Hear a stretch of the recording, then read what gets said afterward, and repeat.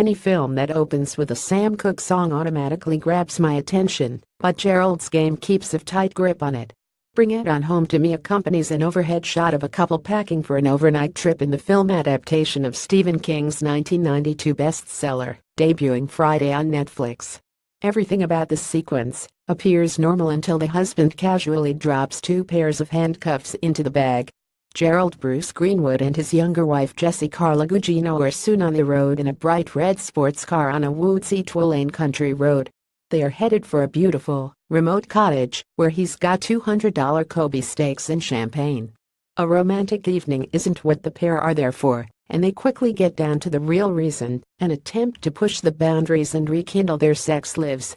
She puts on a new white slip, and he comes out in his underwear carrying the cuffs. Jessie is surprised by how substantial they are. "These are the real deal," he explains to her, hefting them. "The others just break." Then he shackles her to a very substantial headboard.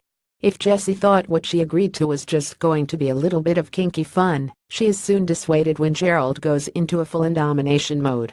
She screams for him to stop, and he's clearly angered. The recriminations begin, but before it gets real nasty, Gerald suddenly has a seizure, falling off the bed. It's barely 15 minutes into the film. That leaves Jessie handcuffed, and she quickly grows frantic. A hungry stray dog she'd fed earlier wanders in and starts licking the blood from Gerald's head wound, eyeing fresh meat and maybe even fresher meat later. Soon, she begins to hallucinate. She sees Gerald happily reminding Jessie that her screams won't be heard. Then she sees another version of herself, a calmer, more practical one, who assesses the odds of survival. All of this dredges up the emotional issues and scarring that Jessie has lived with all her life. In Gerald's Game, return director Mike Flanagan Ouija Origin of Evil and co-writer Jeff Howard have delivered a taut, psychological thriller laced with just enough classic King horror to make the audience squirm. The thing about blood is that it's as slick as oil until it clots, Jessie reasons at one point when contemplating a way to escape from her shackles. The movie turns on the actors, and Gugino is nothing less than brilliant. Cool one second, enraged the next, her anxiety, resentment, self-loathing and even dark humor all bubble up as the character sees life fading away. Greenwood is her equal as the misogynistic Gerald. Chiara Aurelia is moving as the 12-year-old Jessie, who appears mostly in memories, and Henry Thomas gives a sharp portrayal as the girl's father.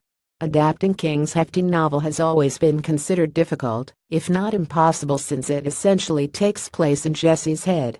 Is the demon she sees real? As the dog is she so emotionally tied down that she lacks the will to survive? Gerald's Game captures your attention and keeps you on the edge of your seat throughout. Flanagan nimbly moves the action along despite being literally chained to one location. Jessie's memory of a summer day with her dad, when a total eclipse occurred, is shot with an eerie beauty that makes it even more disquieting. The voice-over-based conclusion of the film, which comes from King's novel, feels a bit out of place after so many clever twists and turns. But no one should begrudge the film that. Gerald's Game uses Hitchcockian suspense to create tensions in an age of few restraints. Gerald's Game, what adaptation of Stephen King novel about a couple who head to the woods to rekindle their marriage and things go wrong. Starring Carla Gugino and Bruce Greenwood. When available Friday. Where Netflix.